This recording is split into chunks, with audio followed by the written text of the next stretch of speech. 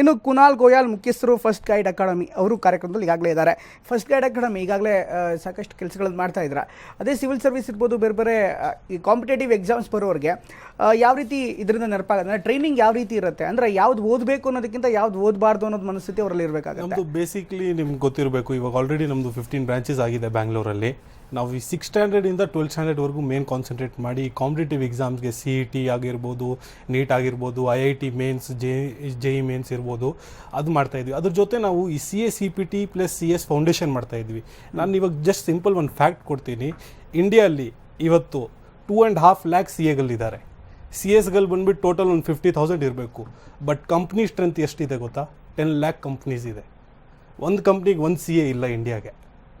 ಈ ಥರ ಪರಿಸ್ಥಿತಿ ಬಂದಿದೆ. ಅದಕ್ಕೆ ನಾವಿಲ್ಲಿ ಸ್ಟೆಪ್ ಇನ್ ಆಗಿದ್ವಿ. ನಮ್ಗೆ ಏನು ಮೇನ್ ಉದ್ದೇಶ ಅಂದರೆ ಕ್ವಾಲಿಟಿ ಆಫ್ ಎಜುಕೇಷನ್ ಕೊಡಬೇಕು. ಇದ್ರ ಜೊತೆ ನಾವೇನು ಮಾಡ್ತಾ ಇದ್ವಿ, ಇವಾಗ ನಾವು ಗ್ಲೋಬಲ್ BBA BCom ಎಲ್ಲ ಮಾಡ್ತಾ ಇದ್ವಿ. ಅದರಲ್ಲಿ ನಮಗೆ ಈ ಸನ್ವೇ ಯೂನಿವರ್ಸಿಟಿ ಆಫ್ ಮಲೇಷ್ಯಾ ಜೊತೆ ಟೈಅಪ್ ಆಗಿದೆ. ನಾವು ಇಡೀ ಇಂಡಿಯಾ ಕರ್ನಾಟಕಗೆ first institute who is incorporating the Chanakya Arthashastra. ಈ ಚಾಣಕ್ಯ ಅಂದರೆ ನೀವು ಗೊತ್ತಿರಬೇಕು, he is a brilliant person. ಅವ್ರದ್ದು ಅರ್ಥಶಾಸ್ತ್ರ ಏನಿದೆ ನಾವು ಅದೆಲ್ಲ ಇಲ್ಲಿ ಇನ್ಕಾರ್ಪೊರೇಟ್ ಮಾಡಿ ಅಕಾಡೆಮಿಕ್ಸಲ್ಲಿ ಯೂಸ್ ಮಾಡ್ತಾ ಇದ್ವಿ. ಅದರ ಜೊತೆಯಲ್ಲಿ ನಾವು ಅಲ್ಲಿ ಸ್ಟೂಡೆಂಟ್ಸ್ಗೆ 100% ಪ್ಲೇಸ್ಮೆಂಟ್ ಗ್ಯಾರಂಟಿ ಕೊಡ್ತಾ ಇದ್ವಿ. ದೊಡ್ಡ ಕಂಪ್ನೀಸ್ ಜೊತೆ ನಮ್ಮದು ಟೈಅಪ್ ಆಗಿದೆ. ಅದರಿಲ್ದಾಗ ನಮಗೆ ಈ ಆನ್ಲೈನ್ ಕೋಚಿಂಗ್ನು ನಾವು ಕೊಡ್ತಾ ಇದ್ವಿ. ಸೇಮ್ BBA BCom ಎಲ್ಲಗೆ ನಾವು ಇದು ಆನ್ಲೈನ್ ಕೋಚಿಂಗ್ ಕೊಡ್ತಾ ಇದ್ವಿ. ಪ್ಲಸ್ ಸ್ಟೂಡೆಂಟ್ಸ್ಗೆ ನಾವು ಇಂಡಸ್ಟ್ರಿಯಲ್ ವಿಸಿಟ್ ಕರ್ಕೊಂಡು ಹೋಗ್ತಾ ಇದ್ವಿ, ಇಂಟರ್ನ್ಯಾಷನಲ್ ವಿಸಿಟ್ಟು ಮಲೇಷ್ಯಾಗೆ, ಇಲ್ಲಾಂದ್ರೆ ಬೇರೆ ಕಡೆಸ್ ಎಲ್ಲ. ಪ್ಲಸ್ 1 day 1 week ಅಲ್ಲಿ ಸರ್ಟಿಫಿಕೇಷನ್ ಪ್ರೋಗ್ರಾಮ್ ಮಾಡಿ ಅವ್ರಿಗೆ ಆ ಸರ್ಟಿಫಿಕೇಟ್ ಕೊಡ್ತಾ ಇದ್ವಿ ಮಲೇಷ್ಯಾ ಯೂನಿವರ್ಸಿಟಿಯಿಂದ. ಇವಾಗ ನೀವು ಹೇಳೋ ಥರನೇ ನಾನು ಹೇಳ್ತೀನಿ. ಇವಾಗ ನಾವೇನು ಮಾಡ್ತಾ ಇದ್ವಿ, 6th ಸ್ಟ್ಯಾಂಡರ್ಡಿಂದನೇ IIT medical foundation students ಕೊಡ್ತಾ ಇದ್ವಿ. ಈ IIT ಮೆಡಿಕಲ್ ಫೌಂಡೇಶನ್ ಅವ್ರು ಇವಾಗ 6th ಸ್ಟ್ಯಾಂಡರ್ಡಲ್ಲಿ ಬರೆಯೋಲ್ಲ, ಅವ್ರು ಬರೆಯೋದು ಇದು 12th ಸ್ಟ್ಯಾಂಡರ್ಡ್ ಆದಮೇಲೆ.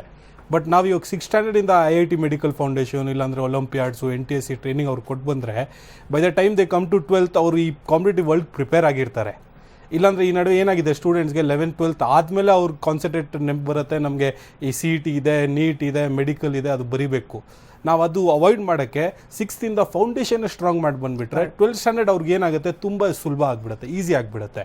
ಅದರಿಂದ ನಾವು ಈ IIT ಫೌಂಡೇಶನ್ ಎಲ್ಲ ಫೋಕಸ್ ಮಾಡ್ತಾಯಿದ್ವಿ. ಅದೇ ಟೈಪ್ ಸೇಮ್ ನಾವೇನು ಮಾಡ್ತಾಯಿದ್ವಿ, CA CPT course, CS foundation ಎಲ್ಲ ನಾವು 11th 12th ಅಲ್ಲೇ ಕರಿಕ್ಯುಲಮಲ್ಲೇ ಇಂಟಿಗ್ರೇಟ್ ಮಾಡ್ತಾಯಿದ್ವಿ. ಅವ್ರಿಗೆ ಏನು ಎಕ್ಸ್ಟ್ರಾ ಕ್ಲಾಸಸ್ ಏನು ಬೇಕಾಗಿರಲ್ಲ. 11th 12th ಅಲ್ಲಿ ಅವ್ರ ಸಿಲೆಬಸ್ ಏನಿರುತ್ತೆ, ಯಾಕೆಂದರೆ ಅವರು ಈ 12th ಆದಮೇಲೆ CA ಕ್ಲಾಸಸ್ ಬರೀಬೇಕು. ಅಂದರೆ CPT is the basic foundation. CPT classes ಬರಬೇಕಂದ್ರೆ ಮಿನಿಮಮ್ ಎಲಿಜಿಬಿಲಿಟಿ ಬಂದುಬಿಟ್ಟು 12th ಸ್ಟ್ಯಾಂಡರ್ಡು. ಅದಕ್ಕೆ ನಾವೇನು ಮಾಡ್ತೀವಿ, 11th 12th ಸಬ್ಜೆಕ್ಟಲ್ಲೇ ಇಂಟಿಗ್ರೇಟ್ ಮಾಡಿ ಅವ್ರಿಗೆ ಓದಿಸ್ತೀವಿ.